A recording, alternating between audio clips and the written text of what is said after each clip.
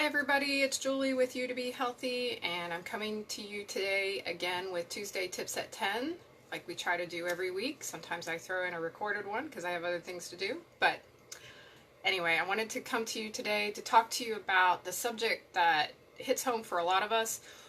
What if you want to eat healthy, but you don't like healthy food, like vegetables?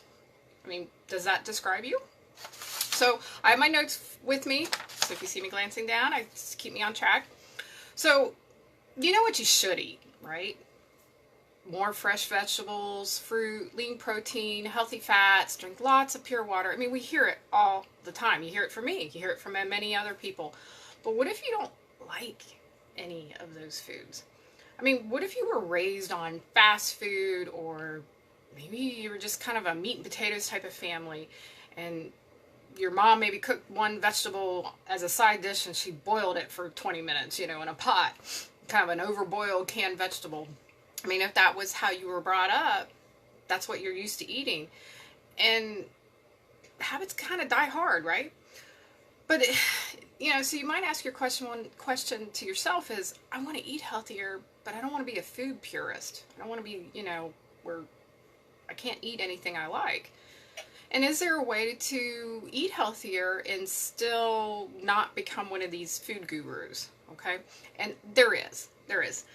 And see, I was raised like that. Oftentimes when I was younger, food was kind of scarce. So there were times where we didn't have much money, and what we did get was what I would call really, really bad for you. I can't give you the term online, what a lot of people called it, but you remember like the little piece of white bread and some rubbery thin mystery meat was put on top, and then this brown goo was poured over it? Yeah, I had that, and I can't even look at it. I don't even know what it was. So that was food that I was used to eating growing up. And I had to learn how to eat healthier, but there's still a lot of things I don't like either. So, or maybe you and your spouse really work really long hours and you run the kids after work to their different activities, and the thought of coming home and quote prepping a meal is just impossible. So, I mean, and who wants to stand for a half an hour chopping vegetables, to make a big salad from scratch every night? I mean, and you're going to be making vegetables everybody's going to be complaining about anyway. So, in some of these healthy recipes, that you see online, spare me, please.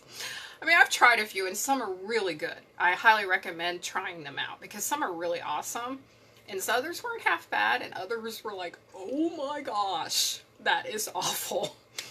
And then some of the ingredients too, I can't even pronounce half of them, let alone know where to find them in the store, or even how to cook them. So I understand, and then is it quinoa? I mean, and they're like, oh, it'll make your salad taste like nuts. I don't like nuts. I don't want my salad to taste like nuts. So I understand that some of these healthy recipes are way out there, and you're like, yeah, no, I'm not even going to even attempt them. So, and the price, geez, no wonder many people fall into the routine trap of eating processed foods, or just going through the drive-thru, because you can get a hamburger for 99 cents, but a salad that looks pretty like it was made last week is $6. I mean, and good food that's fresh is just way over the top. Way over the top. It's criminal. And not everyone can afford to buy organic. I get that. And so I just want good food that tastes good and that's good for me, and that my family will actually eat. And I think that describes most of us and such. So I do believe, as you know, if you know me, eating more fruits and veggies. I'm with you. But I also need something that's a little easy to fix, that's good for me, and won't require me to sell like an organ to pay my grocery bill. So I've got it, kind of came up with a few tips that I'm going to share with you guys that might help you a little bit, incorporate a little bit healthier eating in steps. All right, here we go. Spend the money of your grocery budget only on organic produce that is known to be high in pesticides and chemicals. Okay, there is an actual list out there called the Dirty Dozen, And this list is compiled of fruits and vegetables that are known to carry really high concentrations of chemicals that you do not want to ingest. So here they are. Strawberries, spinach, nectarines, apples, grapes, peaches, cherries, pears, tomatoes, celery, potatoes, and sweet bell peppers. Those are the ones that you want to go ahead and buy the organic or don't buy them at all. And the reason being is that they are really, really high in pesticides, and there's a huge long list of health issues caused by high consumption of foods that are high in these chemicals. So those I spend the money on to buy the organic version. And if you notice, they're ones that you eat the skin of. So be sure to buy those. Anything that you're going to eat the skin of, you want to buy the organic. Now, to save money, here's a list of what they call the clean 15 foods that you can buy non-organic. I mean, if you can buy them organic and you want to, by all means, I think you'll enjoy it better because the food tastes better. But if you don't like spending the money on the organic, or you can't afford it, or maybe can't get it, these are okay to eat the conventional ones. Avocados, sweet corn, pineapples, cabbage, onions, sweet frozen peas, papayas, asparagus, mango, eggplant, honeydew melon, and I think that would include like the watermelon, kiwi, cantaloupe, cauliflower, and broccoli. And I would throw in there some bananas. I mean, I think the organic bananas taste better, but if you can't get them, you know, by all means, buy the conventional. So these are great to buy organic if you can get them, or if you want to, but you don't feel like you need to. Okay? Next tip. Buy cut up and packaged veggies if you're short on time. Look, we don't all have the time to sit and chop up a big salad from scratch every night. I mean, if you do, great. I think that's awesome. They'll last a few days and stuff. But if you're short on time or short on energy, there is no crime in buying the pre-cut stuff. And got to keep something in mind. Time is money. So if your time is valuable and you only have so much of it as a commodity to use, pre-cut is totally great if that means you're going to get more veggies in. All right, next tip. If you have the time to cut up a large salad, add a little bit of everything to it so you will appeal to most of the palates in your family. And it's interesting because some people will like more of this kind or this kind, but if you start throwing it all in a huge salad, they're more apt to eat it. But even if they say, well, I don't like carrots or I don't like celery. And it may be just finding a unique way to you know, cut them up. My son doesn't typically like carrots, but if I put them in a little way, a spiral, he'll eat them. Go figure. And he'll he'll also will eat more of the healthy food if you just sit and go, so tell me about your day. So while he's telling you what happened on the recess time, he is actually eating vegetables that he says he doesn't like. So a lot of times it's mind over matter. But to give you an example of a big salad that I make, and I just throw a ton of stuff in, is I use iceberg lettuce, and every nutritionist out there just went, iceberg lettuce has no nutritional value. Very little nutritional value, but it adds that crunch. And a lot of salads today lack the crunch. So kids like a crunchy lettuce, and it's perfectly fine as long as it's washed to put in a salad. I'm not against that. I will use romaine, and everybody freaked out over that too, but I use organic romaine, and I've never seen a recall on that. So again, it's a lot of growing practices. But I'll throw in tomatoes, cucumbers, zucchini, purple onions, radishes, cauliflower, carrots, celery, and I'll even add hard-boiled egg and skinless chicken that I've cooked up previously, and maybe just had it cut up and put it in the freezer. It's already cooked. And I throw a lot of spices in my chicken. So that makes the salad more palatable for everyone when you throw a bunch of stuff in there.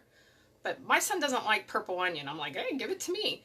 That's okay. He can pick through because there's a ton of other healthy vegetables in there that he will eat. And again, he'll sit there and be distracted and he'll be like, I don't like zucchini, but he loves cucumbers. And if I cut them up pretty small, he can't tell the difference. And while he's sitting there telling me that he doesn't like zucchini, he's popping it in his mouth and he's eating it and he's liking it. I'll be like, how's salad? Oh, it's great, Mom. So just make sure to add a lot of different options. And over time, people's tastes change, and what they don't like now, kids a few years later will love. So just keep throwing them out there. And it does take a while to chop up, but buy a cheap food processor. I mean, don't buy some $300 one unless you want to. But I don't have the counter space for a 3-foot by 3-foot processor. I bought a cheap one. And I mean, it's cheap. It's a little one. And I just throw them in there and chop them up. And what I do is I make a huge salad that lasts a few days so we can have it a little bit with our meal every night. Okay? Next tip. Mix leaner type of meat in with the not so lean types. Okay? So if you love ground beef but not the fat, mix it up with a little bit of ground chicken or ground turkey. And now before you say yuck, I don't like ground turkey or ground chicken, try doing it in increments. So and I always recommend cooking your meat up for the week and put it in individual containers so you can just grab it from the freezer and throw it together in a quick, easy meal. In 10-15 minutes, you're done. All right? Quicker than you can run up the road to the drive-thru. But try mixing your meat with the beef with like chicken or turkey in increments. Start with like 2/3 beef and maybe 1/3 turkey. And what I'll do is I'll cook them up and I'll put them in their individual containers. And I'll put just, 2/3 of the beef in one and then 1/3 of the turkey. So now you have your portion for your meal, whether it be a pound or whatever. And then you want to slowly increase until you're backwards, or at least 50-50. And the reason being is our taste buds need time to adjust. And really, if you pour some really well-seasoned pasta sauce over it, no one's going to tell the difference. I make spaghetti all the time that's part beef and part turkey. Can't tell. Can't tell. Because the texture is there, but what they're tasting is the sauce and all the seasonings and such. And now, by the way, that works well for whole grain pasta. People are like, oh, my kids will not eat whole grain pasta. Really? I bet you they will. If you put a lot of really well seasoned sauce on it. And after a while, they'll notice that the whole grain pasta adds a sweetness to it that the white pasta does not. And they'll be like, this has so much more flavor. I'm like, yeah, and it's healthier too. So imagine that. All right, next tip. Try going meatless for at least 1 day a week. And our grandparents did this quite often. Actually, several times a week. I mean, a lot of times meat was very hard to come by, especially during the war. It was rationed. It was expensive. So they learned how to cook really good food with little to no meat. And it was actually really, really healthy. All right, so try that. And there's some really good, actually, recipes out there worth trying. Just keep it simple and start off with food that you like. And I know there's some really, like I said earlier, really weird out there recipes. I don't recommend starting with them. Start with ingredients that you and your family is going to eat, and then look for ways to make it healthier. All right, next tip, number 7. Ask your friends and share with each other what you find works. I mean, we all have at least one healthy recipe that we know our family will eat. It's a really good possibility that your family and your neighbors do too. And what I recommend is sharing them. And you might even want to have like a tasting potluck get-together where everybody makes a healthy recipe that they know their family will like, and you share them. You come together, hey, it's a great excuse to drink wine and hang out, and you taste good food that's good for you. This is an awesome idea, or at least share them online. And just throw that question out there. It's like, look, I'm looking for some healthy recipes that my kids will actually eat. Did you guys try one that worked for you? Can you share it with me? That's a really wonderful way to do that. Number 8, get your kids involved.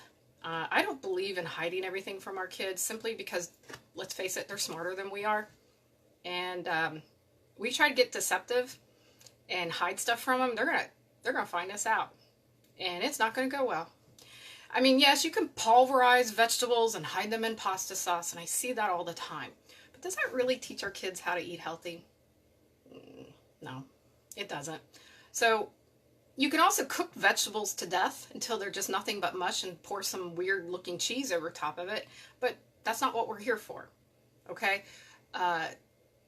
While cooking vegetables, some of vegetables via steaming is a really great idea because certain vegetables only release their nutrients once they're heated to a certain temperature. And steaming is a great way to get them to release of them. Boiling them until they're nothing but mush means you've literally cooked the goodness right out of them. So you're kind of wasting your time and your money. And so I recommend letting each family member choose one vegetable a week or even a month, once a month, and let them help search for new recipes, help them cook it. Kids are more apt to eat a vegetable if they had a hand in creating it and choosing it. My son hated green beans. He wouldn't even touch it. Didn't even want it on his plate. He was so afraid it would touch something that he liked, you know. We decided to raise green beans. And he raised some really nice ones, and he helped plant them, he helped cultivate them, he helped harvest them, and he helped cook them. And guess what? He loves green beans because he realizes that there's some really good tasting ones out there, and he raised them, and he loved to share them with people. So, and he became a green bean lover. Now he eats all kinds of green beans. So kids really love to have an input because so much of their life, they don't get a say in anything. So when you could let them have a say in some healthy food choices, then they're more apt to eat it and enjoy it. Okay, and they'll share that. Number 9, baby steps. I recommend that you take your time. I mean, don't expect your meat and potatoes family to turn vegan overnight. It's just not a happen, nor should they. I'm a huge fan of eating healthy, and I do try to do more often than not, but I'm not a vegan and I'm not a vegetarian, and I'm not against it. I just say that when you go eliminating whole food groups or multiple food groups, you better know what you're doing, because I've come across a lot of unhealthy vegans and vegetarians who really think that they're doing themselves a favor, and they don't know what they're doing. They did not do their homework, and they are actually malnutrition. So be careful when you do that. Not against it, but better do your homework, and you better study up on it, and you better become an expert in it so you can make sure that you're getting what you need in your diet. And you cannot get it all from food alone. You will have to supplement, or you will become deficient in some very important nutrients. So that being said, take your time and take small steps in choosing healthier options. You know, learn how to read labels. Labels are extremely deceptive. The 100% natural, the low fat, the no fat, the low sugar, no sugar, all of that is marketing. That has nothing to do with health. That is simply pure and simple marketing. Learn to become an expert in reading labels and understanding what they mean. So don't just buy it because it says 100% natural. Remember our last talk. My desk is wood. It's also made of a bunch of other stuff, but it's considered natural. And by law, you only need 12% natural ingredients for the label to say natural, all natural. Very deceptive. So become an expert in that. Because what may sound healthy probably isn't. Remember, if it's in a box, a can, chances are good it's not very healthy. So, you know, choose your products carefully. And then try one new veggie each week, like we mentioned earlier, or at least once per month. And last tip, and I think the most important one, is go easy on yourself. No one will blame you here if your spouse comes home with a pizza and you could just kiss them, because after the day you had, the thought of making a healthy meal is just one that makes you break down in tears. And if you want, take some of those pre-cut carrots, throw them on a plate with some salsa to help with that guilt. And I always tell my family, it's okay to enjoy the pizza or the ice cream or the hot dog, that type of thing, once in a while when you eat healthier the other times, because your body can handle it. It's when it's becoming a habit that you're always eating pizza, or you're always eating hamburgers, and you're always eating this, and you're not eating healthy most of the time, then you've got a problem. And I think most of us understand that concept. It's not rocket science. But it ceases to become a treat when you're eating it every night. So enjoy those type of foods once in a while. You'll actually enjoy them more. You'll actually eat less because it takes less of it to fill you up. And you'll just enjoy this taste of it more, because then it is a treat. All right? So you've got this. That's it. Those are my tips for eating healthier when you don't like healthy food. And if you're watching this on replay, I hope you'll type in replay underneath, or give us your thoughts, your comments, share a recipe that you know works. We'd really love it. I'm going to put a giveaway down below. It's the 7 Secrets to Losing Weight. So it's a free ebook. You are welcome to it. And I also want to invite you to our next group cleanse, where we provide cleansing supplements and coaching and recipes and healthy food ideas. Yes, some of the recipes are real out there, but some of them are really good. And our next group cleanse will start January 7th, but you're also welcome to start anytime you want, and you get free coaching with that and all the free advice, even some you don't want. So I highly recommend starting the year with a cleanse, because you have a lot of built up of toxins, a lot of built up of stuff in your colon that you need to let go of. It's a great way to jumpstart your metabolism, get a kickstart to your weight loss. And generally people lose around 4 to 6 pounds in the 7 days. And you're eating, it's not a fasting, it's not a juicing, it's not some weird tonic from China you're drinking. You're eating whole healthy food that you buy at your local supermarket. You're taking gentle cleansing supplements, and you're drinking lots of healthy, clean water. All right, so get with me if you're interested in that, and we'll make sure you're set up and get ready to go before that time comes. All right, give me a minute to get that stuff down in the comments below, and as always, we hope you have a wonderful, healthy week. Thank you. Take care.